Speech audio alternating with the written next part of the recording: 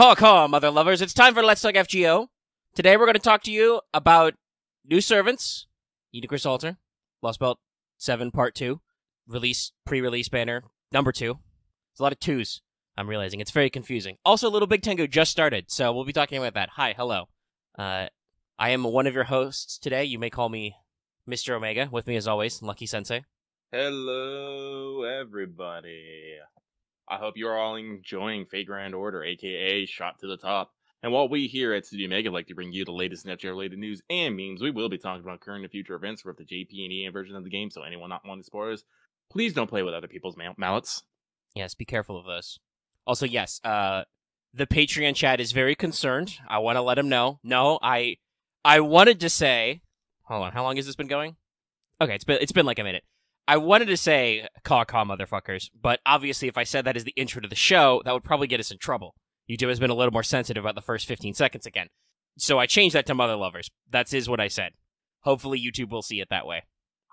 Because that's what I'd be saying. And usually YouTube's pretty good at figuring out the words that are coming out of my mouth. It's a little freaky sometimes with them automated subtitles. Anyway, speaking of our patrons in live chat, I would like to remind you, as always, that our beautiful episode is brought to you by our lovely patrons, which includes Adam DeHarp, Architect 10, Blackest OG, Carlos, Dragon, Ferris, Jeremy Vasquez, Fight the Iceberg, Gesture the Fae, John Sandoval, Legendary Boss Hunter, Regent Raptor, Rise of Kenji, Rogue Robyn, Sharvar, Sunbriar, some guy named Bob, Starting 23, and Varian the Crow. I think I should... Shed? I definitely said that wrong. I think I may have slurred Sean Pryor's name very slightly. Sorry about that, everybody. I appreciate you equally, even if I can't speak English ever. That's our lot in life. Yes, YouTube is ping-ponging back and forth. Right now, we're on a little bit of a... We're not sure if any profanity is okay for advertisers. And while I'm sure that is problematic for lots of YouTubers, we haven't really had any problem with ad restriction on anything other than our YouTube shorts we put out for Barotrauma, which are literally 30 seconds and basically 90% cussing. So that's to be expected. Nothing else has really been problematic for us, and I deeply suspect that YouTube will probably pivot back around in 6 to 12 months because that's how this works. So until then, we keep soldiering on, and of course, we appreciate the support of you patrons to keep us going in these weird and trying times. Thank you. All right.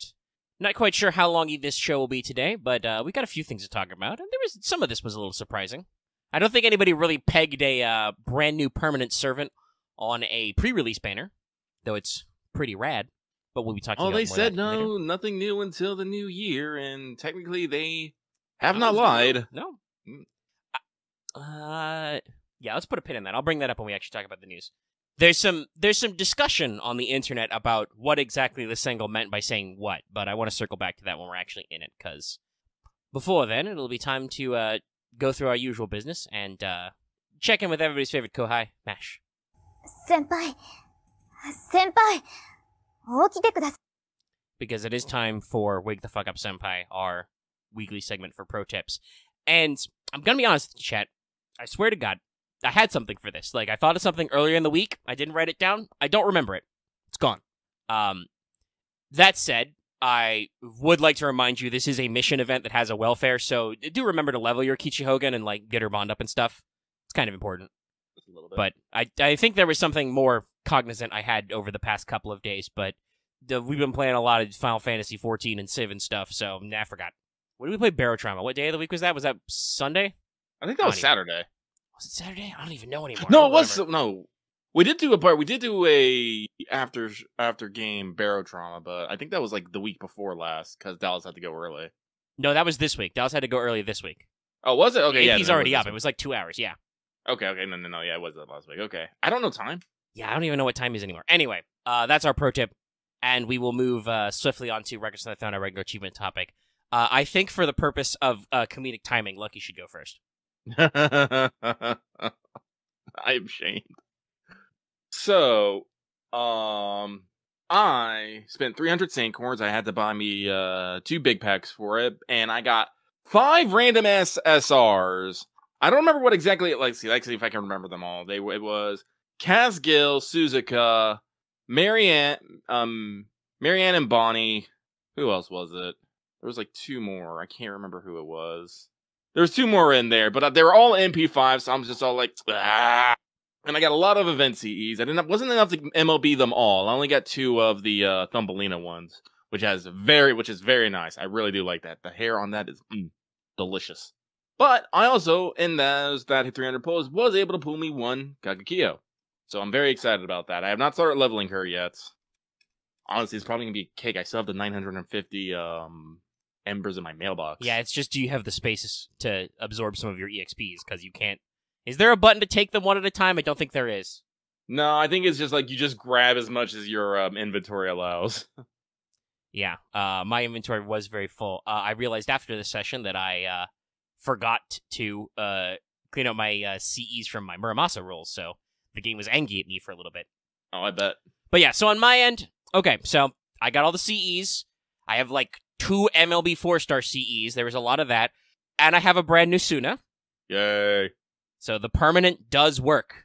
You know, got my first ever Chevrolet Daon in with Muramasa's banner, and got my first ever Suna right after. However, we have gone 300 Saint Quartz deep and no Kagekyo, yes. No spooks or anything, but none. I will say, while Lucky is like, oh, I am shamed, I had that 300 Saint Quartz sitting around because I did not go as deep on Muramasa as I could have gone, so it's not as bad. I haven't spent any money yet, but it is a similar number of rolls and no joy yet. And, oh, lordy chat, people at home, so many unrelated 4-star CEs. Obviously, a lot of the event 4-star CE, but so many unrelated 4-star CEs.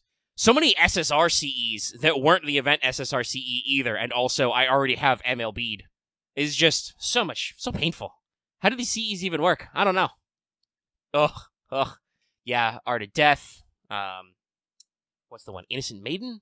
I think it's the quick one that's like that, or is that Arts? I don't know. I got like 2 necromancies that I don't need. I got me a couple necromancies in there, and a Knight's Pledge. I got a few of those. Got some Knight's Pledges. Got some Room Guard. That's very funny.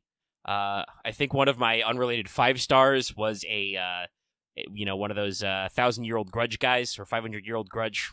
Yeah, fuck that Old man Zokan on it. Yeah, it goes in the trash. That's okay. I'm gonna get my mana prism back. But yeah, no, it's just it's a little rough, but it's okay. We're going. We're gonna get some heckin' tickets and some Sun Quartzes and stuff. So yeah, we'll see. But yeah, no Kagekyo, which is a slight shame. If you've watched my Wanted, you know that she's pretty rare actually. She only has 1 confirmed raid up after this so far, which is on a New Year's banner, so it'll be weird. But there'll be lucky bags in the future, obviously. Also, I do want to say, shout out, thank you everybody for watching that Wanted, because it's actually our, as of the time I'm recording this, it was our #1 video for its time period over the past 10 or so videos.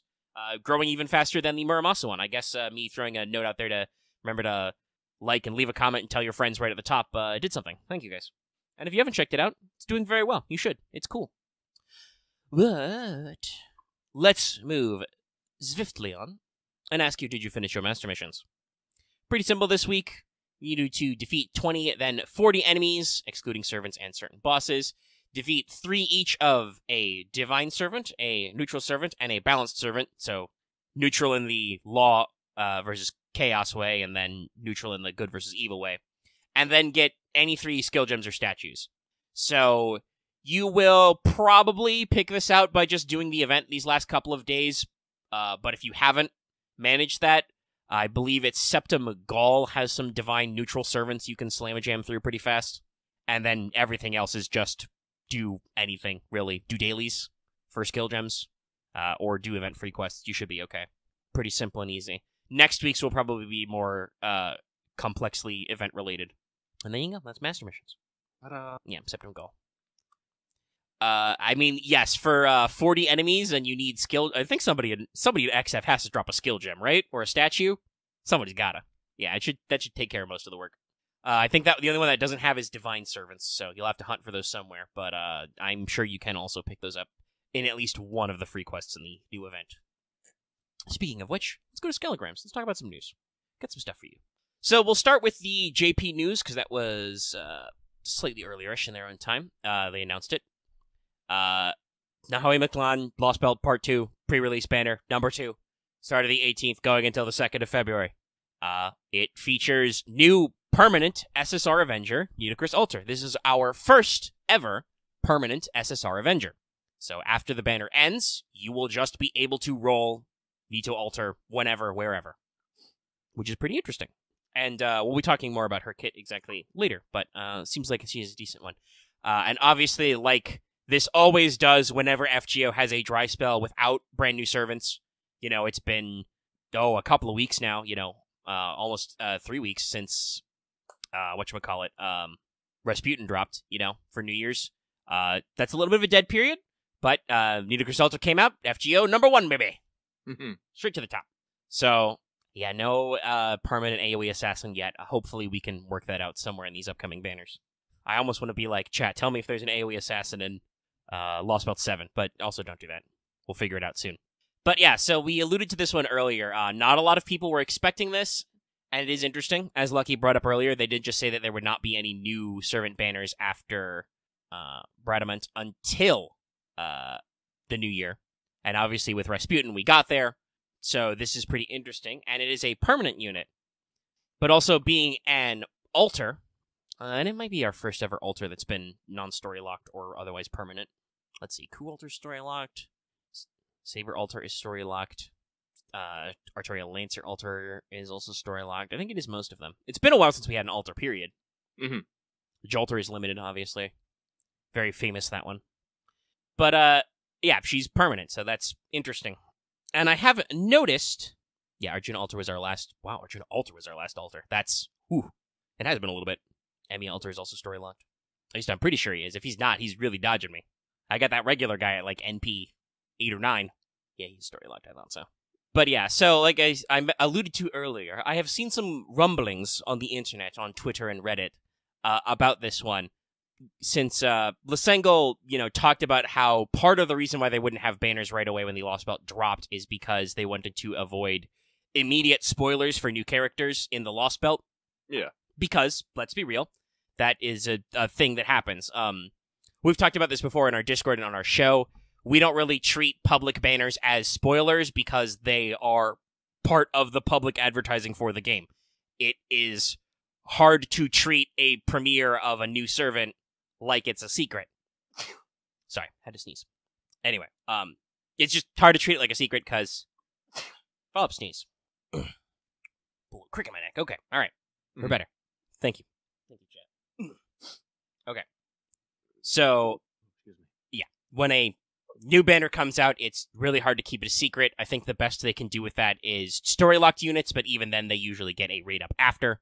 And I'm pretty sure with most story-locked units, data miners or people checking the game code are right out there when the update coming out being like, hey, this guy's in the pool now. He's been unlocked afterward. Like, that kind of stuff. And I think in general, FGO has, I don't want to say struggled, but has experimented with ways to keep new units and secret, basically, to preserve the mystery, They've tried this with story locking servants. They've tried this with the true name system, which kind of got abandoned. The usual thing you see these days is servants will have bonds dialogue or dialogue period, sometimes even skill upgrades locked behind story progression. All of this to kind of like preserve some of the twists and turns I think Fate is known for, but also you have to be able to play the units, and once you can play the units, it's really hard to keep some shit secret because people are on the internet. It do be like that sometimes. So yeah, I feel like the current thing of just straight up being like, hey, when the new story drops, we're not going to do the banners right away because that will just immediately give away what people are in this story. Yeah. And it's interesting. And I say it's interesting because, yeah, Final Ascension art has sometimes been blocked off, stuff like that. They've tried a lot of weird coding of things to story progress to try and hold some stuff back. And I say all this is interesting because Nitocris Alter is supposed to be permanent, and she will be rollable at any point after this banner is ended.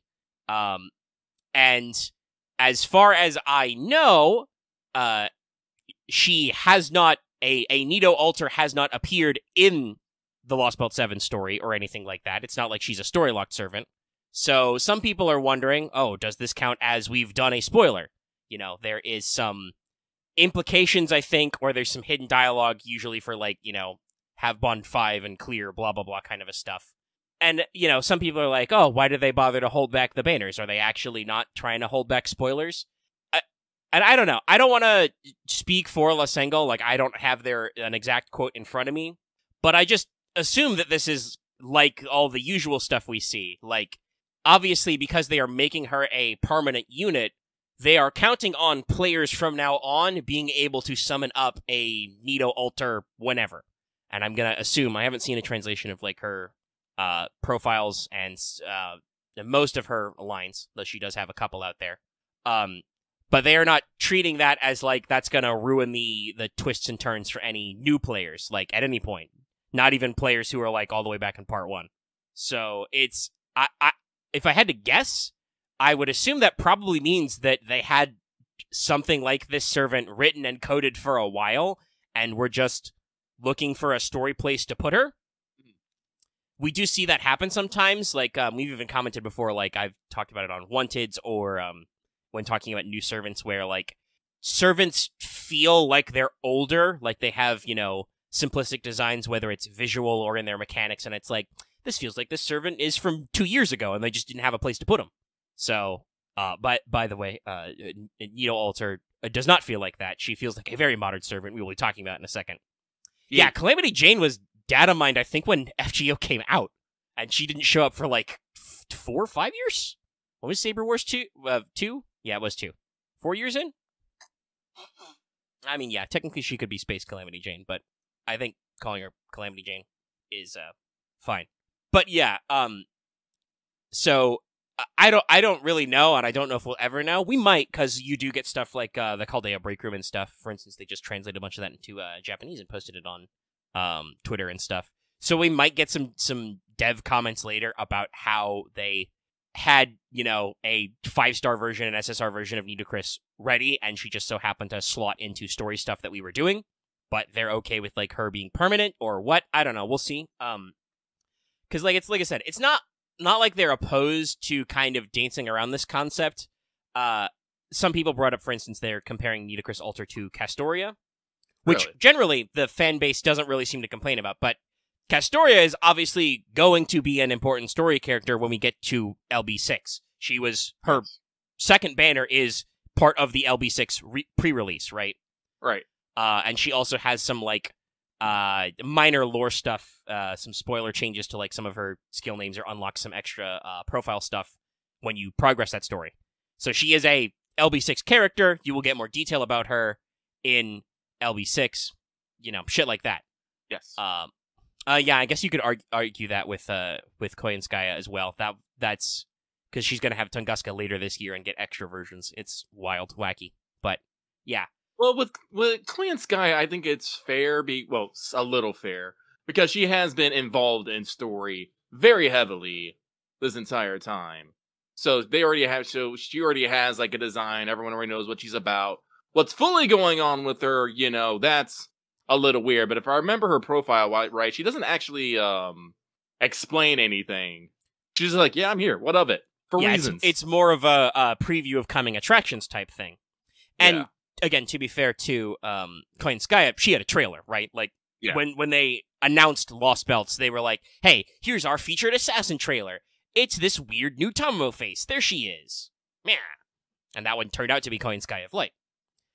So they had that design in their back pocket for a while. And obviously, like, if you go back and watch those old trailers, you can see a lot of the servants we've seen. I think we've seen most of the characters in those trailers, but, like, Canis obviously is in them, but there's, like, shadows for, like, Super Orion and Shang Yu and stuff. Like, some of these design decisions are planned out way ahead of time. So yeah, like, I don't know if Castoria counts as a spoiler, because it seems like obviously Nasu was writing Lost Belt 6 for a very long time. It's very large. So yeah, I guess he just knew well over a year ahead of time, because obviously, you have to do all the design stuff and get Ayako Kawasumi to record her lines and stuff. They knew, well ahead of time she was going to be involved, and then they were like, okay, but we've got the servant ready now. We can just release this, rather than wait for the banner, because, I don't know, probably a year out when they released Castoria's banner, Nasu would have known, and the team at then DelayWorks would have known that, I don't know, they're planning, like, 5 billion Morgan banners to come out around Lost Belt 6, etc. And actually, the servant design process takes about a year. I wonder if they would have had Oberon's artist in then already. Probably. They probably would have, if they didn't have a finalized character design, they probably would have started his character design process by the time Castoria's banner physically came out. I know there's some interviews about it, like how the art. I just can't remember what they said. Yeah, but there is a very elongated design process that comes out for these. So yeah, I mean, they could have just known that Castoria was going to be there. They would have known they were going to have other servants and been like, we can release this. She'll be important to the story eventually, and she's good now. Much like how a lot of people are assuming that Archetype Earth will show up in Lost Belt 7 somewhere because she was the anniversary servant, but we'll see. I'm pretty sure they've said that she's a guest character almost. Yeah, we'll see if she actually shows up. But I don't know. They can change their mind. They might have done a rewrite. Somebody just talked about how they ended up with, rewriting Lost Belt 6, some parts of Lost Belt 6 because they got those Oberon design elements back. And who knows, maybe that's why Castoria came out. Nasu saw the designs and he's like, okay, we're rewriting some stuff. That means we need to move some stuff around.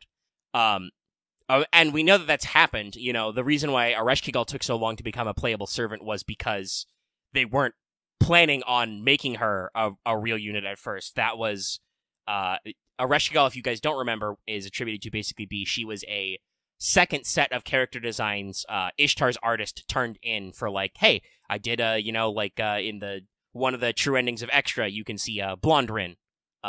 So I drew a blonde one to see if you like that better. And of course, it was either Nasu or Takeuchi, one of them, probably Nasu because he was writing, but one of them was like, I love this design. We're going to use this. Like, that happens a lot in Wright's commentary, for instance, about writer Kentoki, right? He just drew that on a lark because he wanted to draw a modern Kentoki, and the art team liked it so much that they decided to turn that into a new servant, It happens.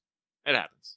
So I don't really know what Nitocris Alter's situation is. Hopefully we will get some clarification about it, but I'm going to assume, again, by the fact that they're making her a permanent servant that you can roll at any time, this is probably a design that they may have had an idea for a little bit. Like, maybe that we haven't had a permanent assassin before, maybe, or SSR, I should say. There are Gorgon is story locked, but you can roll Captain Doggo anytime. Though, of course, he has true name protection if you don't do Epics of Remnant. To talk about our other oddball systems. But yeah, hopefully we can get some clarification on exactly how this works out. But they may have just, needed the slot and decided to go with it. I'm not going to claim, like, Lasengel is doing, like, a perfect job, because I know a lot of people in JP are kind of disappointed by the no new content. We kind of speculated maybe they'll get a little Big Tengu rerun, to kind of patch in the time before the Lost Belt drops. Does not seem like they're doing that. It seems like they are, in fact, going to just lead into the Lost Belt drop. It's a little. I find it a little strange. Usually we don't do a lot of the, just sit around and wait. Yeah, I mean, obviously they are doing, like, half APs or 0 APs on story and stuff. They're giving you opportunities to level, They're giving you incentives to keep playing the game because they want you to be ready for this new stuff. But we're still waiting. I don't know if we're waiting on, like, writing to finish. I don't know if we're waiting on mechanics, which we could be. Even in the relatively short bit of the Lost Belt that is out now, I have heard that there are some very interesting mechanics, both for enemies and player facing. So it may be that we need more, bug fix time. It may be that we do have a lot of servants. I do actually feel like there are quite a few, character appearances that are relatively new going on there. As I've talked about, our JP spoiler channel is basically turned into nothing but a spoiler art dump place for people to post art of characters which may or may not be spoilers. And at some point, I probably should moderate that a little better, but it seems like it's mostly okay. Mostly. There were definitely some people speculating about Nito Alter, so and we'll talk about what she does as a unit later. But yeah, more Nito seems great. So let's talk about NA for a little bit. A little bit. So first of all, we had what they are calling in NA Social Media Reaction Relay Campaign Volume 1. That's going from the 17th until the 27th. If you don't know what that means, this is basically a social media campaign that is similar to the Winterfest stuff that JP does every year, where they, do little satellite streams and stuff like that. Obviously, we don't do that here because, first of all, it's a lot harder to travel all over the United States. There's a lot more distances involved, and it's a little bit more expensive. So we don't, we're not bouncing from place to stream. Also, I assume anybody actually in this country who would be on those streams, mostly Albert, is probably busy doing stuff, as, he is involved in, I think, all of the localization production for everything Fate-related under Aniplex right now. And he is probably busy prepping for whenever they decide to, whenever they're done working on, I shouldn't phrase it as whenever they decide to, whenever they're done working on Strange Fake and other things. But, yeah, there was a social media campaign, retweets and stuff. We already hit it because it already happened, so you got 6 Saint Quartz for that. And there's a little commemorative quest to get the cute little CE thing. Cool. There you go. We got our little bonus CE, we got a little social media campaign, a little Saint Quartz. That's good. I guess we should assume that future special CEs like this will probably come in a similar way. There'll be a little social media thing, and you'll get a little CE drop. Yay. Yay. And then, of course, it has actually happened. We have the actual launch of Farewell to Kamakura, Little Big Tengu. Got a little extra title there. Started the 20th, a.k.a. as of the time of recording, today. It was 3 a.m. today, so it has been less than 24 hours since this event started. Going until the 2nd of February.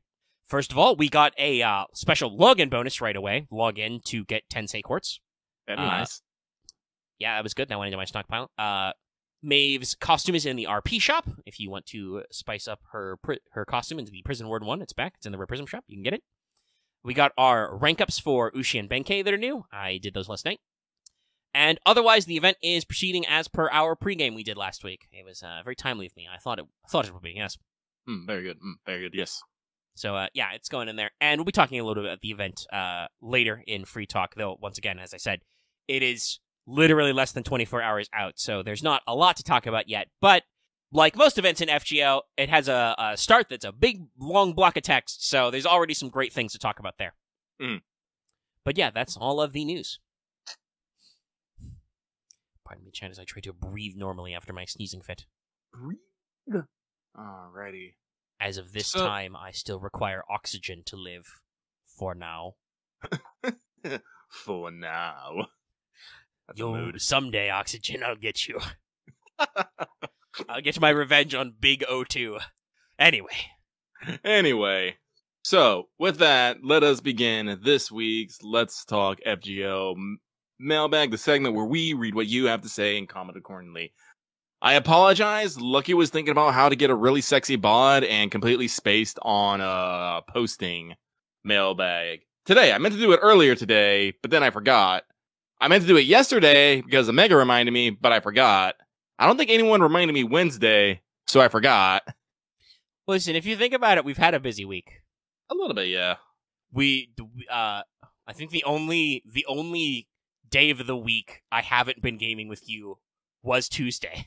Didn't we? Didn't we do horses that day, though? No, Monday was horses. Remember, we did it before the God of War stream. Oh, okay.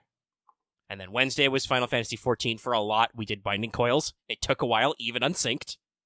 And I technically didn't even finish all because my internet exploded in, like, the last cutscene with Alice in the follow-up after you actually leave. And then Thursday, we played Civ for a while. Yeah. But so, yes, it's been busy. We did not talk about the mailbag yet, but it's here. It's here! And people sent stuff. We have, I will give a refresh here, still 9. 9? But without further ado, let's get started. And our first one comes from Procrastinator is working not to procrastinate so much for his very late New Year's resolution. One step at a time, my dude. That's what I say. But they say, what are your thoughts on Lysengo putting out banners more often, even before Penny was implemented in NA and GP? I admit this could be my feeling about it in online reality. As I'm not a day one player, I'd like to hear your guys' thoughts on it. If you don't have the brain juice for the question, feel free to skip. Oh, there's a read more here. Jesus. Good luck to Omega for wrangling the algorithm of YouTube shorts and sending the well wishes to Lucky in general. Hydrate for every time I say sometimes. I debated being a gremlin, but I decided not to, as you guys are probably have enough animals to deal with, which I understand is a term sometimes using lovingly and sometimes not so lovingly. Though I understand the label may apply to me by the end of this, though. It'd be like that sometimes. Congratulations to Lucky's patience and vocal cords for getting this far and sending good vibes. Wah. For rolling those Kagakyo as well as all the rest. That was a lot of words. It was a lot of words. So, to the question of rolling out banners more often, I mean, technically in JP, I mean, they have been rolling out non-limited banners a little faster, but that's to make up for the fact that there were no new banners. They had a pretty good system there for a while, but I know that it did slow down in the new year after Rasputin. NA has always had a slightly different banner schedule than JP did. It's similar, but we do have other weird gaps we have to fill in with stuff. You know, there were lots of events that were happening in JP at certain times, like winter festivals, you know, stuff like that. It took them, 2-3 weeks to get a limited banner? Or did Gil take like a month? It was a little bit. Gilgamesh was our first limited banner ever, and it took him a little bit to arrive. So there was just story for a little bit. Now in NA or JP, you basically never have a time without a banner. So they have sped up a little. It's probably good to not have, with so many limited servants out there, right? It's probably not good to have any downtime. I think so. Even so, with them hitting banners pretty regularly, there are still servants that haven't seen a solo raid up in a while. I brought this up earlier, but if you've watched the one, you'll know. Kagekyo hasn't had a solo raid up since New Year's last year for JP. So presumably in NA, she will not have a solo raid up until what will be our New Year's 2024? Yeah. Now, obviously, with Thanksgiving and stuff, that might be more frequent, which would be nice to get some extra raid ups in there, but we don't know. So it's definitely kind of a, win some, lose some kind of thing, because obviously more banners, and banners in NA that we're not expecting, that can mean, more FOMO, a little bit of shock on your wallet kind of a thing. But in general, I think more raid ups is just better overall for luck. So yeah, they definitely are releasing banners faster compared to when the game started. Yes, that is 100% true.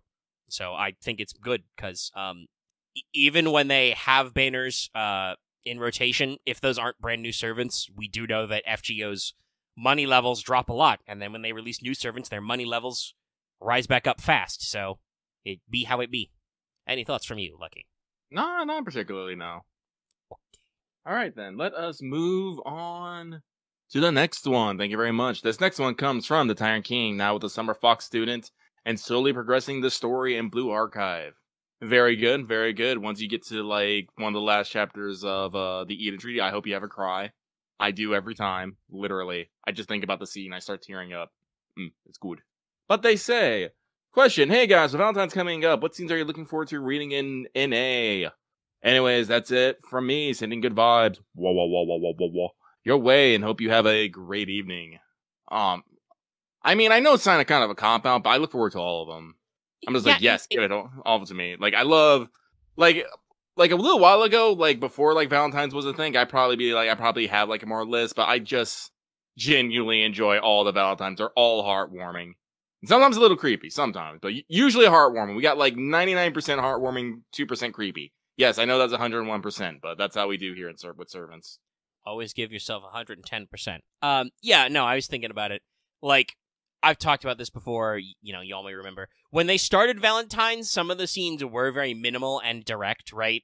But ever since they, adopted them to being fully voiced and stuff and started to get more and more creative about it, they are almost all, universally a real treat to watch and listen to.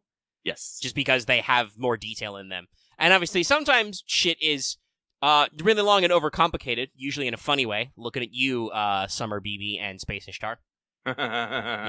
Literal bad ends. Multiple choice, bullshit. But for the most part, they've really upped their production value overall, so it's, pretty neat to read all of them. I'm trying to think if there's any I'm, really specifically looking forward to. I do have an Ibuki Doji. I'm sure that will be nonsensical somehow. Excited for it still. Yeah. But I don't know if I've got any others that I'm it's just good to pick up and catch up on all of them. Yeah, so that is that. I hope that answered that satisfactorily. So let us move it on. So this next one comes from Ayas, the one loved by the green card. And they say, question, if we go by the assumption that Golden Bear was made from the corpse of Ares Athletha? Yeah, I don't think they spelled the Alethea correctly. His robot him. His robot face. self. Do you guys think there could be other cases of bodied Olympians leaving the Atlantis texture of the planet and drifting into other textures? Or would those mechanical parts be more likely swallowed up by the surf-side of the world when the textures of those mythologies cease to have power with the end of the Age of Gods? P.S. Thankful I was able to NP6 aiming checks. Now I just need the lures and bond to have enough to 120 her. P.S. Afraid of Robyn, as he said he was going to start a list after a number of us have been blessed roles for Tyra. Sincerely, I.S. the one that ran out of pure prisms. Oof. That pure prisms. Well, on your PSS there, I.S., well, you know how I did earlier, so you'll find no protection from me. We'll just have to leave you to the fates of the time codes. Also, yeah, somebody in Patron Chat brought up that it is canonical, at least to what happened in the Okeanos timeline, that Drake did punch a Poseidon ghost for a Holy Grail. Yeah. I'm not sure if that was meant to be she fought giant robo-submarine Poseidon, or just like, a weird ghost beard and trident Poseidon. I'm not sure. We know that they had to abandon their robo bodies after getting their asses beat by Safar. But also, lots of that stuff, stuck around. So I wouldn't be surprised if some of it was responsible in the Nasuverse for other weird mythological things. In general, though, I suspect it probably would be the latter thing they said, where eventually that stuff just ends up on the reverse side, because that's where all of our impossible shit ends up. I think that's a cool way to maybe explain like some weird shit here. But we all know like Alexander was made from like the planet because of that fight. But like, what if like Rangamidia was made from like fucking parts of the Athena body or something? It could be. There's lots of stuff out there we could connect. Yeah. And Nasu loves this kind of stuff. Like, for instance, it wasn't with the Olympians, but it is canon that Odin based his design of his Valkyries on Safar. Yes. So, like, there's all kinds of little stuff like that, because Nasu really loves his Ancient Aliens plotlines. In general, Nasu likes aliens. Let's put it that way. He likes his sci-fi. So, yeah, there's definitely some interesting opportunities there. And it's probably not like an either-or, like, some of those things you could end up with, some of those bits ended up going other places and, became like Golden Bear and stuff like that. And then they may have ended up on the reverse side of the world eventually. What happened to Golden Bear? I suspect Nasu may be secretly funding Ancient Aliens on the History Channel.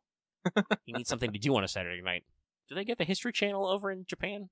I know they're streaming. I don't know if you can... Is any of that stuff syndicated? Who knows? Not relevant right now. Not really. Okay, so let us keep moving on then.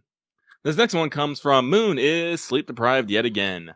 Hello there, Lucky Omega. Hope you're doing well. Are there any accents you find pleasant to listen to? I don't know if I can actually name an accent that I've like I like listening to people talk. There are definitely like voices I'm like, this is soothing to hear. I enjoy this. Yes, thank you. Give me more of this.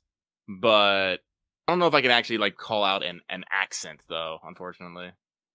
I feel like calling out specific accents used to be a thing earlier in the internet, but then at somewhere somebody discovered the term ASMR and put it on everything. So now I think we just generally accept that just like some people's voices sound nice.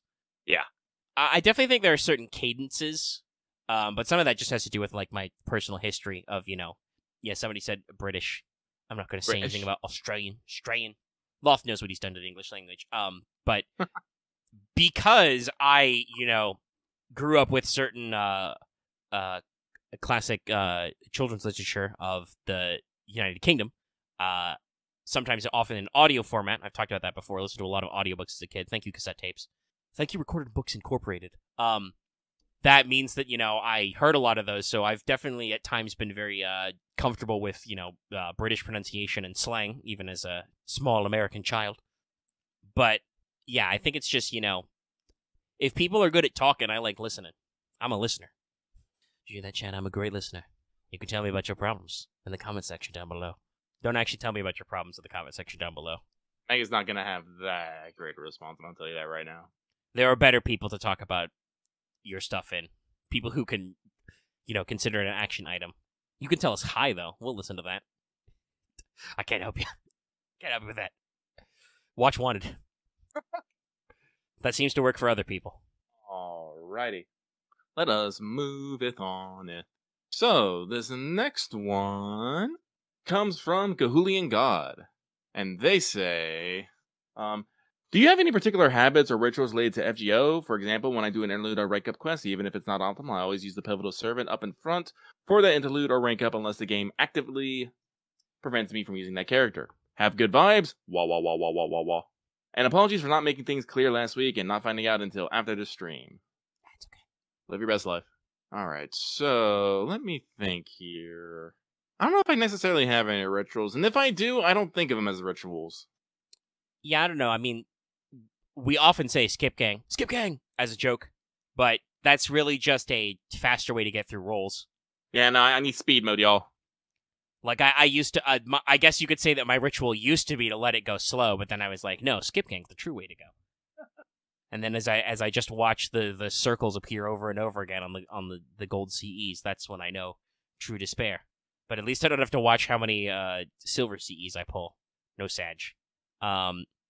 You know, depending on how important the servant and stuff is, you know, I've done stuff like, you know, throw on some background music, stuff like that.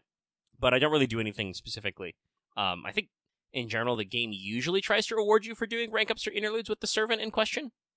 For instance, they even got so far to they got so far as to make it so you can pick to use either the NPC version or your own version of the servant in, you know, interludes and rank ups and stuff, which is good because sometimes yours is better, sometimes theirs is better.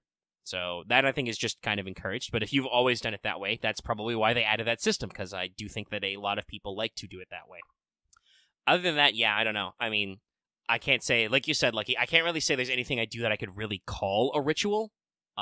Like, yes, usually I like to, if they've got it set up ahead of time, I like to go ahead and, you know, set up my support setup ahead of time, but sometimes I don't. I don't think I set my support setup for this event until, like, earlier today. Same. I usually like to, when an event comes with new rank up quests, I usually like to knock those out ahead of time, because usually they're for bonus servants during the event. I did do that this time for Benkei and, Ushi, even though I'm probably not going to use my Benkei, unless the event really calls for it. I'm sorry, he doesn't have a damaging NP. It's harder to do farming content that way. But I also don't always do that, so I don't really know if anything is truly ritualistic anymore. It's just we go with whatever the flow is.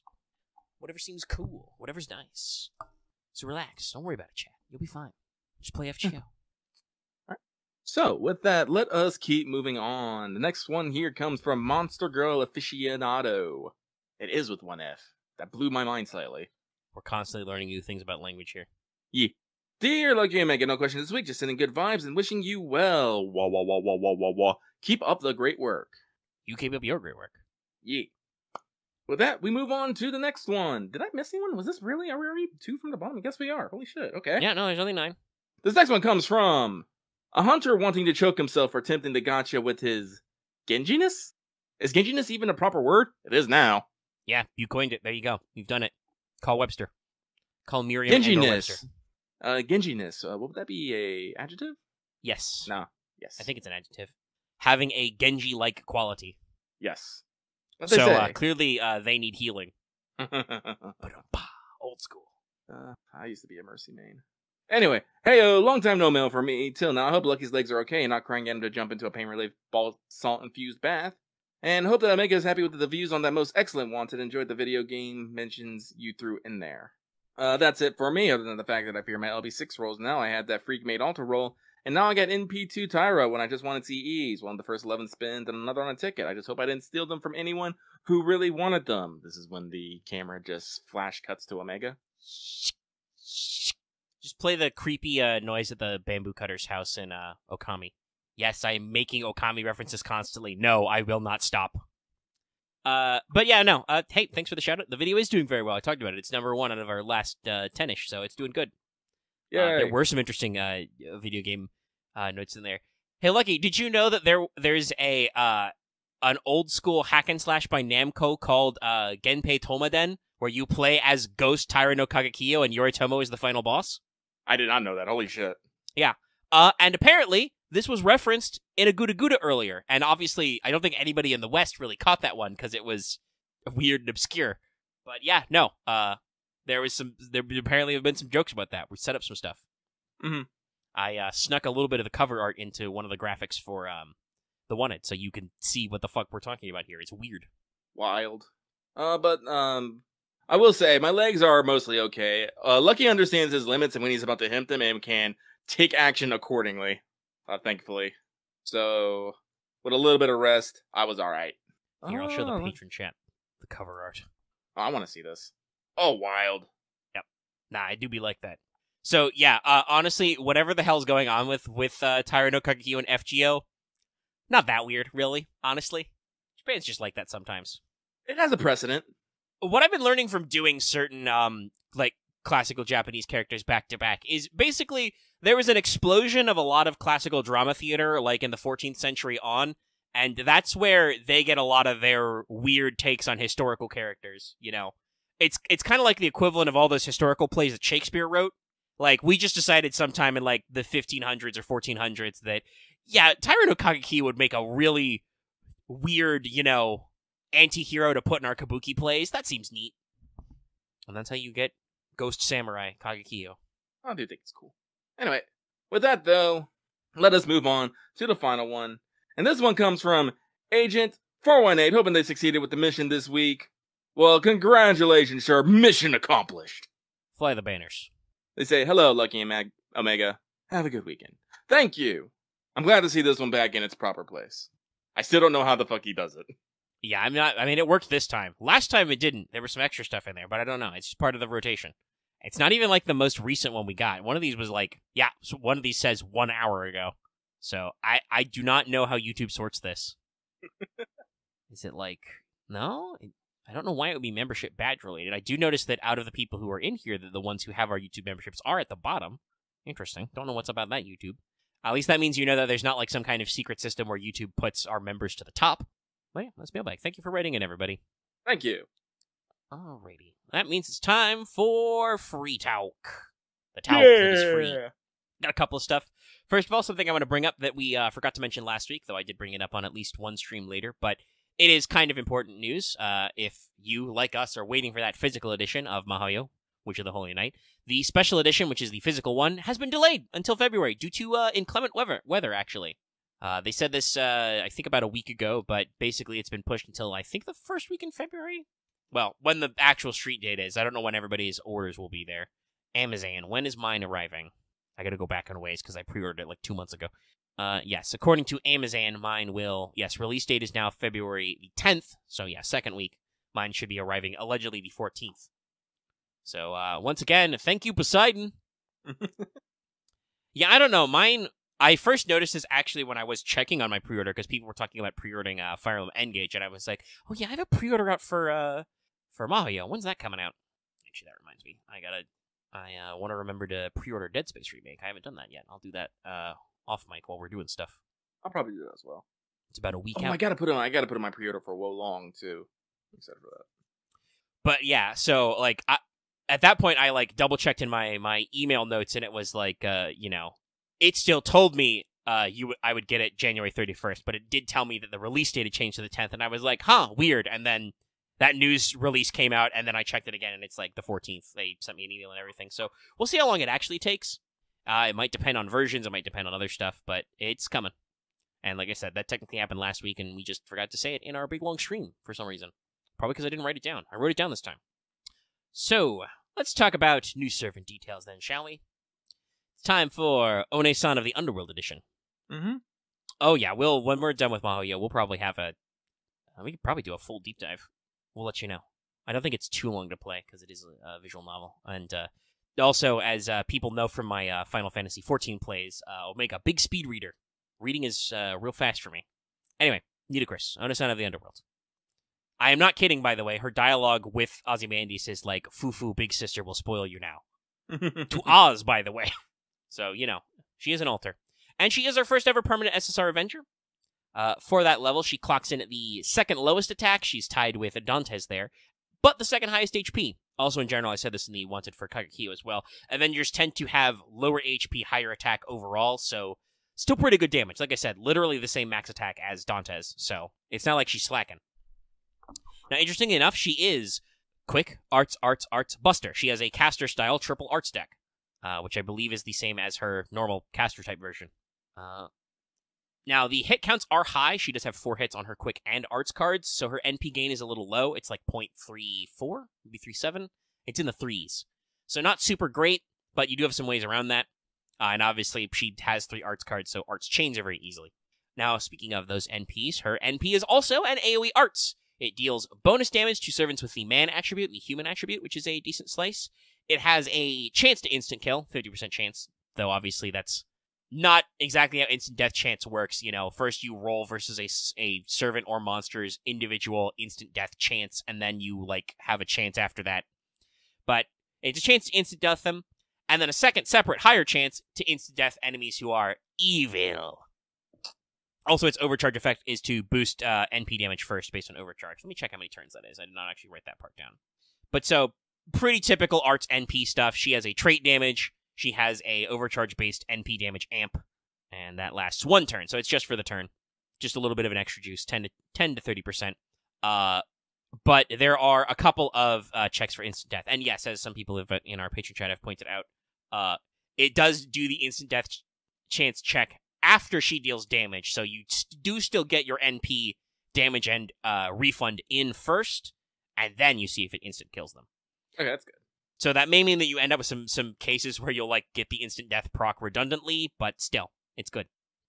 So, let's talk about them skills. First skill, pretty good. She's got a 20 to 30% arts and buster up for 3 turns. She only has 1 buster card, but it will clap a little bit. Also, it gives her 1k to 3k healing per turn for 3 turns. So, this is one of your defensive tools. Don't need to worry about that HP too much. You're getting 3k back a turn. It's pretty good. Pretty good. And now, the second skill, though, that's the real big one. This is the doozy. So first of all, this is a 50 to 100% battery. That's right. It's that high-speed divine words in a trench coat. You can go straight from 0 to 100. Boom. Also, it makes your entire party good for 1 turn. Oh, and nice. also gives them 20 to 40% buff success up for that turn. Light as a feather. And it makes the enemy party evil for 1 turn, and makes their buff success rate 10 to 20% lower. So, fuck you. So, yes, this obviously you can see kind of the system here. It makes your enemies evil, so it makes them more likely to get instant death, and it makes your party good for some reason. Why is that? Oh, yes, it's this final skill. So, first of all, the final skill, no matter what, gives your whole team 10 to 20% arts up for 3 turns. So first of all, this means that if you level all of her skills, Nitocris Alter has a 50% arts up on herself for 3 turns, which is pretty good. But also, you have a bunch of one-time 3-turn 60% chance team buffs if you have been good, little boys and girls. Translate to if your alignment is good, which is what that middle skill is also for. So basically, there's a one-time, a 60% chance. Again, this is also why she has 20 to 40% buff success up. There's a 60% chance of 1 hit 3 turns of evade, 1 time 3 turns of debuff immunity, and 1 times 3 turns of instant death immunity in there. So, a lot of little immunity effects. Now, this is also, by the way, I want to point out that changing everybody to good is very important because as an Avenger, Nitocris Alter is, like most Avengers, chaotic evil. So, unless you pop her second skill, she will not benefit from her own 1-time 3-turn buffs. But, like I said, she has a skill to fix that, and it can help out your party. There are also quite a few skills out there that can futz with your alignment, so be careful about stacking them. As you might expect from an altered servant, she has a boatload of passives, so she has Madness Enhancement E, so her buster card gets like 4% extra damage. Her Avenger skill rating is only D++, but she has Oblivion Correction A for quite a lot of extra crit damage. She has Manic Replenishment B, which means every turn she gains 3.5% NP.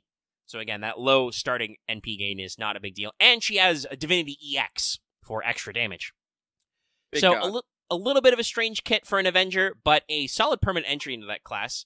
Her ability to manipulate alignments probably has some solid future ramifications. Bonus damage versus evil is very common for a lot of servants out there. So, you know, she can work with your team comp there.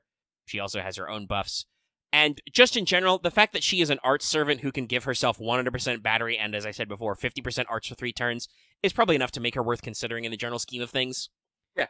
If you have an arts comp, that slots wonderfully into everything. Her NP is only 4 hits, but again, if you get that NP gain going, it really doesn't matter. And like I said, this girl's got 100% battery. She gets 3% NP every turn. you will be clapping. Cheeks will be clapped. And who knows, you might actually instant kill some dudes.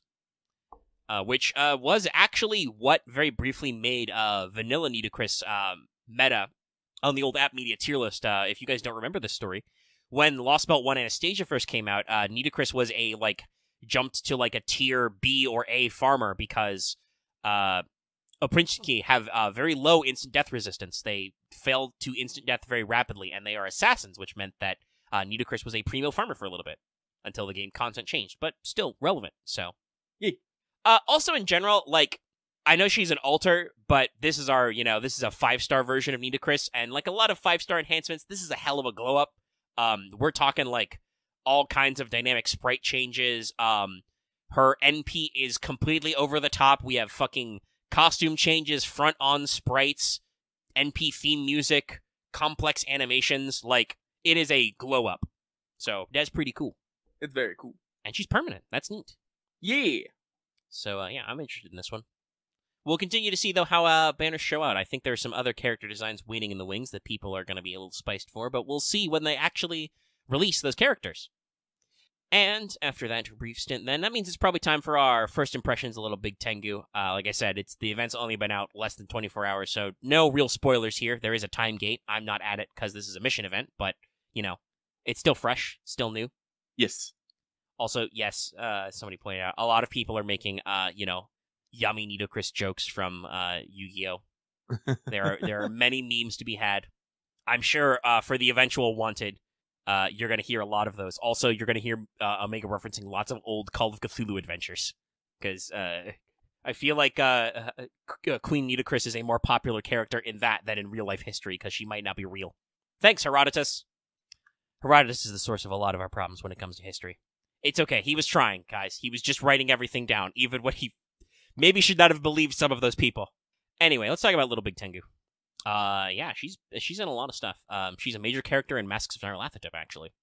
A very famous, or possibly infamous, big boy Call of Cthulhu campaign from back in the day, which has been re-released, I think, a couple of times. Yeah. She is also a straight-up character in... Well, Axe, I'm pretty sure the part where she shows up in the chapter of Masks is... yes, as you said, it's kind of lethal. Yeah, no, it's probably you haven't seen that part because I'm pretty sure, slight spoilers for a adventure path that's like a bajillion years old. It's literally from like the 70s or 80s, but I'm pretty sure if I remember rightly, she shows up in one of the versions of the story. If you choose to go, yes, it's in Egypt, but you have to choose to go into the secret tunnels under the Sphinx, and you almost always definitely die down there because there are some animal-headed guys who are the spawns of Nyarlathotep who kick your ass. So not a lot of people come back from that. I can understand why keepers may not be pro to run that part because Masks is already really lethal. Actually, fun fact, complete aside, but I believe it was campaigns like Masks of Nyarlathotep that are responsible for why Delta Green exists. Actually, the original writers of Delta Green at Pagan Publishing were concerned about reintroducing characters because their characters in campaigns kept dying so frequently. So they were like, if anybody's played Call of Cthulhu, you probably know these memes. Like, you go through player characters so fast, you will just pick up random people off the street, basically. Like, you get 3 characters in and suddenly you go from being like, archaeologist to librarian, socialite to hardened criminal, gun runner, drug dealer, and just like picking him up off the street. And so Delta Green was invented to give the guys an excuse to have new player characters come in. You're a secret government conspiracy. When one of your agents gets eaten by a Shoggoth, they send you a new guy from the FBI. Anyway, go watch our Delta Green APs. They're really good. Delta Green is a great game. It's not published by Pagan Publishing anymore, but it's done in contribution with a lot of the old guys. Adam Scott Glancy, Dennis Detwiller, great guys. It's by Arc Dream now. You should go check it out. It's also not D&D, in case any of you are looking for an alternative these days. But yeah, so, anyway, Little Big Tengu. It starts, as usual, with a pretty decent exposition blob. But I mentioned this earlier, I think it was off mic, but I do love how, as always, I feel like this event is going to touch on some serious things. There's a reason why Kagekiyo's banner premieres with this event. There are some implications that are going on here. But I do love that it just starts in the library with Fergus and Caesar just hanging out, being two dudes with secret high fives. You know, I wrote in my notes to quote one of the greatest orators of our time, Gaius Julius Caesar. Don't you think there's something delightful about the phrase female teacher?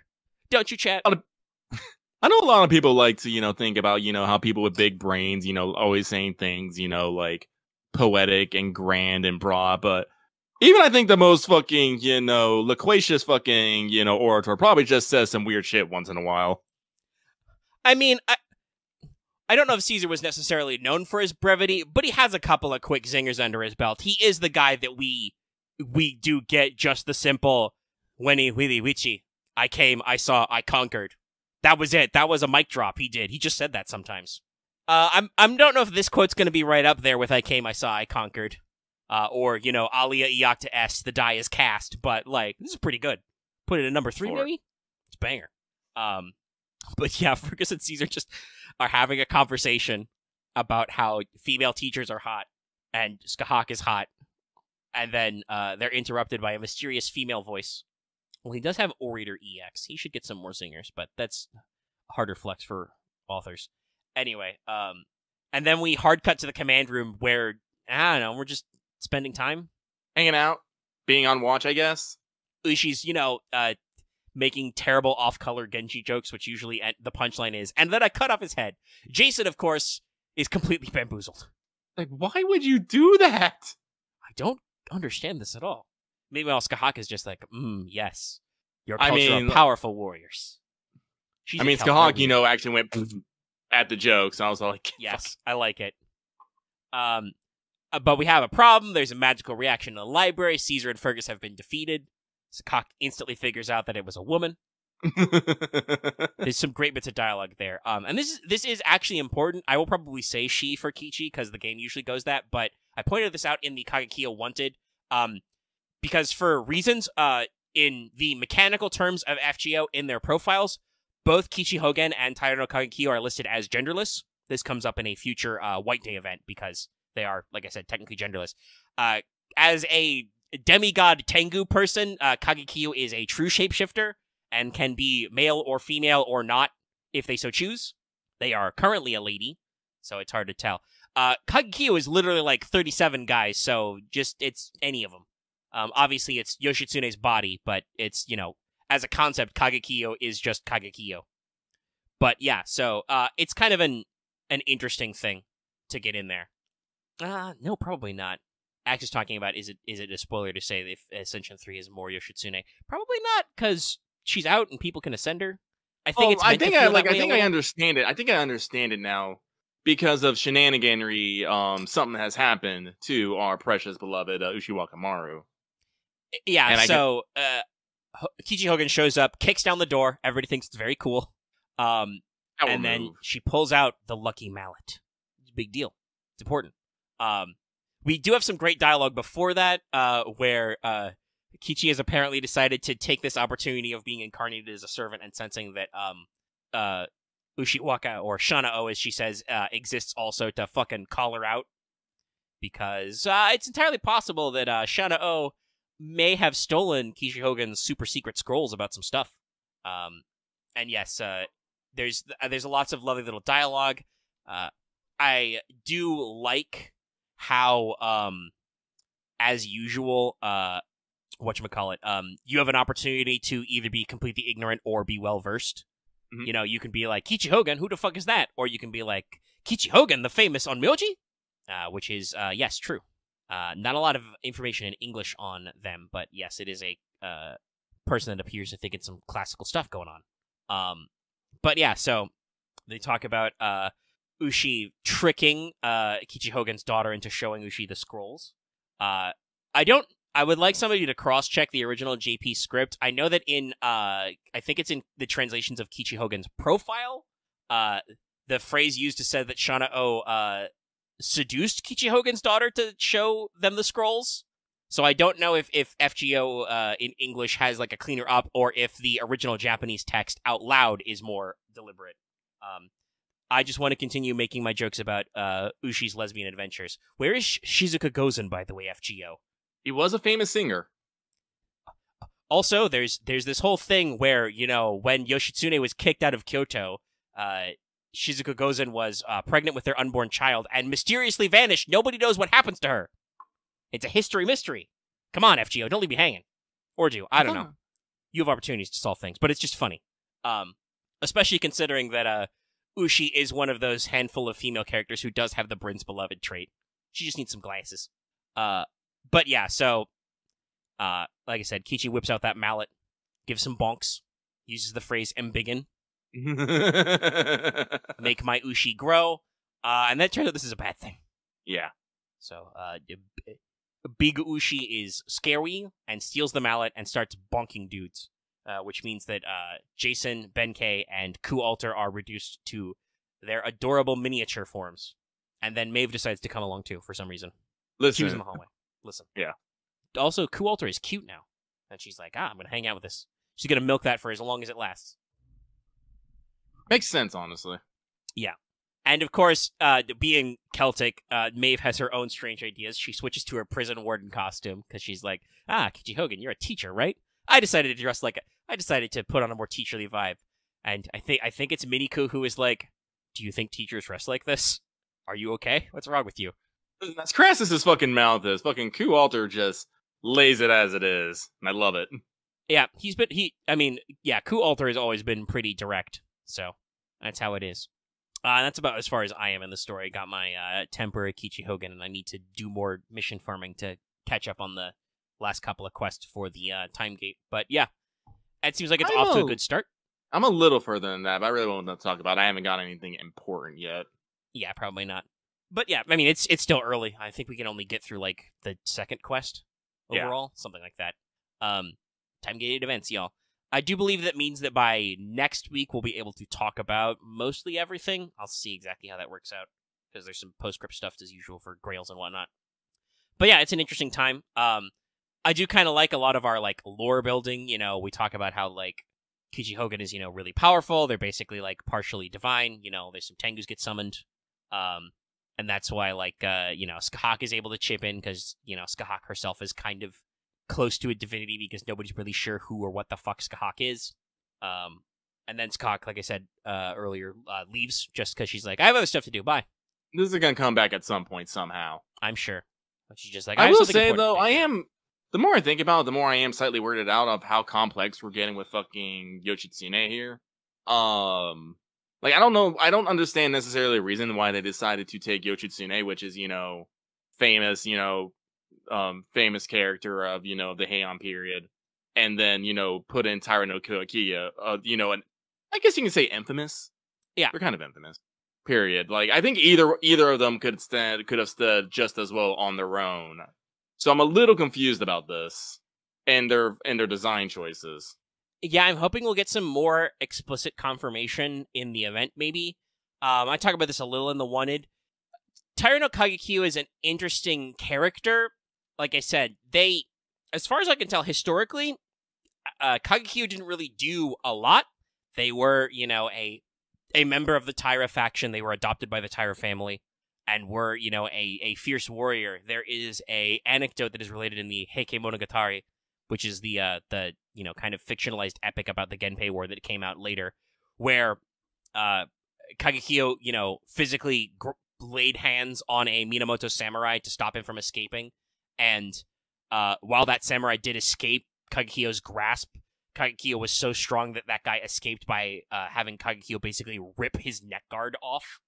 Which is saying something, by the way. They are alleging that Taira no Kagekyo, tore a dude's armor off, which that stuff is, iron and steel plates that are attached via silk cords and stuff. So, strong. But also, after Dan no Ura, according to historical records, Taira no Kagekyo was, captured and didn't die until almost 10 years later. The historical Kagekyo lived longer than Yoshitsune did, actually. He died in 1196, allegedly starving himself while, as a political prisoner in Kamakura. So, it's one of those gaps where, like, much like, again, because I've done the research for Wanted recently, much like how all this fiction about Muramasa and the Muramasa school came out much later. I guess just a lot of, like, you know, fictional writers got really fascinated with this, you know, character who's kind of one note. He was a small historical guy, didn't have a huge role, but was still famous enough to be noted in, like, the Heike and stuff. And we're like, that seems pretty cool. I think it might have to do with the title that was attributed to him in the Heike Monogatari. I have heard some people, it's, what is it? It's Akushichi Byoe?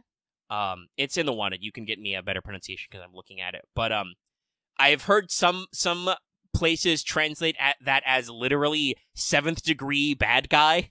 And that's like what, you know, I am the 7th degree bad guy of Kazusa, known as Kagakiyo, and you're just like, okay, it's pretty boastful. It's pretty extra. So, like, I guess that just fascinated the pop culture. And obviously, like I said, the fact that FGO has explicitly acknowledged that old Namco game, Genpei Tomaden and stuff, like, this seems like that was probably another weird old culture thing that, like, Nasu or some other writer played and was like, that's fun. Ghost Samurai Kagakiyo, you know, we'll make that work. But the reason why Yoshitsune can be a Kagakiyo, because Kagakiyo is really, as a servant, Kagakiyo is more of a concept. They are just anybody who has a grudge against the Genji, or Yoritomo specifically, can become Taira no Kagakiyo and try to kill him. Obviously, for reasons, Minamoto no Yoshitsune is probably a little annoyed at Yoritomo. You know, they were brothers, or brother and sister in FGO's case. And Yoritomo was, I mean, he became Shogun. You don't do that just by collecting bottle caps, chat. He was a little suspicious of Yoshitsune's, you know, popularity and political power. Blocked some titles that Yoshitsune was going to get from the Cloistered Emperor. Eventually, you know, like I said, ran him out of Kyoto. Presumably because there was a concern that Yoshitsune was more popular than him. And that does actually seem reflected in pop culture. The reason why we have, you know, Ushi Wakamaru as a character is because there is a lot of fictionalization, a lot of, you know, legendarizing? That's not the right word. There's a word that's like that I'm thinking of, but that's not it. A lot of legends have been applied to Ushiwaka and stuff after that. You know, that's where the Tales of Shana O and stuff like that come from. A lot of people thought that Yoshitsune's story was, you know, kind of, you know, heroic but tragic. You know, they do all this great work. Yoshitsune is, you know, alleged to be responsible for great successes at some of the pivotal battles of the Genpei War, at Yashima and at Danoura. You know, that's literally Ushi's NP is the 8-boat leap, stuff like that. Yep. You know, if you guys don't know, Yashima is the battle just before Danoura. That's the infamous pin the fan incident. Yeah. I believe that's also the one where he rode his horses down the fucking cliff. Yeah. Because if you guys don't know, the story of Yashima was all the Taira were holed up in a castle. So Yoshitsune, rather than do a siege, completely moved his lines to make it look like they were going to, I think it was attack by sea. Yeah. And so the Taira were like, oh shit, they're coming by sea, we gotta get out. And they all got in their boats and fled into a naval battle, basically. They left the castle to get in their boats and get out of there, and that's not where Yoshitsune's forces were. They did escape, but then they escaped to Danoura and lost there. So, yeah, like, obviously a big deal. And, you know, there's some extra there. There's a very famous letter that Yoshitsune wrote to Yoritomo after being, you know, like, put under house arrest and before committing seppuku, which is basically just like, brother, I'm so upset about everything. I'm so sorry for anything I made you mad. I've done everything for you. I just want to be let back in Kyoto, or in Kamakura at this point, I think, you know, where they moved the capital to. It's all cool. I've done everything for you, bro. And no, still seppuku. So you can understand, you know, why Yoshitsune might be a little annoyed at Yoritomo, and why Yoritomo probably had these realpolitik concerns, because it seems like Yoshitsune was really popular. And I assume that this event is going to unpack some of that, because this is a thing that FGO hasn't always unpacked. It came out a little with the you know, darkened altered Ushi from Babylonia, right? And obviously, you know, there was some of that with the version of Kageki that appeared in 5.5, but we also got around that pretty fast. So there's a lot of, you know, really interesting things out there that I hope we comment on, because, you know, history is fun, chat. So we'll see what we're cooking up. But yeah, as usual, I like that there's there seems to be a decent hint of seriousness, right? Like, there's concern about, people getting their asses kicked and, Ushiwaka's going to get punishment for their actions, that everybody is just like, well, guess you deserve it. It's your fault. Sucks to suck. And then it, turns into something malicious and dangerous. Benkei saves our butts from getting chopped in half, as usual. Thanks, buddy. He's a good boy. He's trying, even when he gets shrunk. But also, like I said, it starts with just fucking Fergus and Caesar making jokes in the library. Caesar's line about, like I said earlier, talks about Kichi saying, let's talk man to man, and he's like, oh, man to man. Could it be a tomboy type? I don't know for sure, but I'm gonna guess that Kichi probably uses like weird pronouns in Japanese, like maybe uses like if I would guess, probably like an old man pronoun. Oh, definitely. I only just got her, so I don't have a lot of dialogue boxes unlocked, but I can check later. Shogun probably talks like an old man. Makes sense. But yeah, so like that's very funny. So he's like, "Oh, is it a tomboy type?" And then he gets like an astral projection of Astolfo, and is like, "No, not like you. Go away. What are you doing here?" So there's that usual FGO blend of like levity and seriousness. So I'm very interested to unpack stuff. We should have a productive discussion later. And if you want to catch up on some of that history stuff, chat, like I said, go watch the one. I did a lot of digging around because some of this stuff is very obscure outside of Japanese sources. But yeah, what were you gonna say, Lucky? I forgot. I'm gonna guess from where you were starting that sentence. It was probably like, yeah, we'll see. It'll be cool. Probably.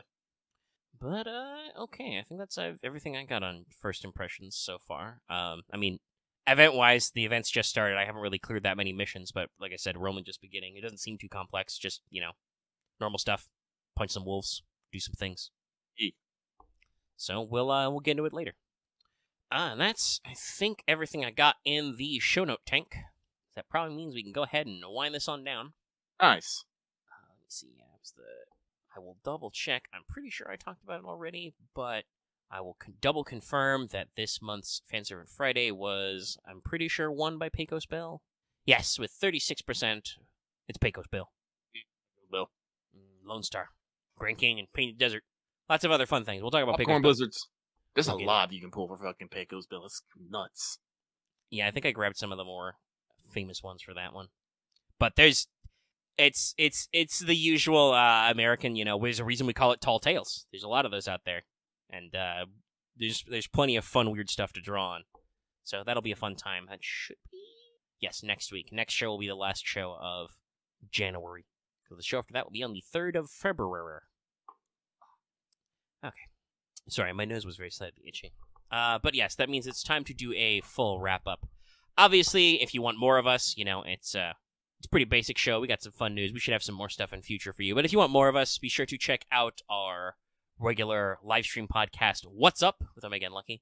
Live every Saturday. Should be live after this video. Let's Take FGO goes public on Saturday. Check it out. We'll be playing some Back 4 Blood. Yeah. And earlier in the week, of course, we have not only videos like Wanted, but other regular streams, such as Final Fantasy XIV and God of War Ragnarok, if you want us to talk more about cool mythology comparisons and stuff. So, there's lots of other contentos you can get from us. And we'll see you down the line. If there's nothing else to be said today, I'll give chat my usual, last-second warning to see if there's anything news-wise I did forget to mention. But if we don't have anything else to say, we can get out of here, which is good, because we want to try and grab some of the boys and bully more primals for mounts. Yeah. Okay, nobody's typing anything in Patreon chat. I'm going to do the outro. Flee! The outro goes a little something like this. If you can, please give us a like on YouTube if you liked us. Leave any of your comments in the comment section down below. So, you can hit us up with how you did on banners, your own thoughts about other stuff. How do you feel about Nitocris Alter? Whatever. Fire that up. You can also join our Discord. Link in the video description and on our channel page. Our Discord has a roll thread where you can talk about your roles and other stuff like that. We've got a spoiler channel for NA stuff, so you can talk about the new event. It's all cool. Join our Discord. If you're new here and haven't already, please subscribe to our channel to get more of this, Let's Take FGO, and other such shows. And even if you're already subscribed, make sure you hit that bell notification so we always know when we post a new video, because, I like to post Wanteds in the middle of the night when maintenance is going. There's no better time, really. You've got nothing better to do. But Also, consider joining our channel memberships on YouTube. Click the join button or the membership link below. Get access to membership badges and emotes in our comments, in our mailbag, in our live stream chat. And like I said at the front of the show, consider supporting us on Patreon. You can get access to this episode early. in audio format for as little as $1 a month or approximately $10 a year. At higher levels, you can vote in polls like Fan Servant Friday and listen to the show get recorded live every week. You can cause the faff. But no, sadly, we've got places to go, so we're going to get out of here. That has been it for Let's Talk FGO for this week. This episode was recorded on the 20th of January, and we're going to get out of here. We'll see you guys next time. Bye.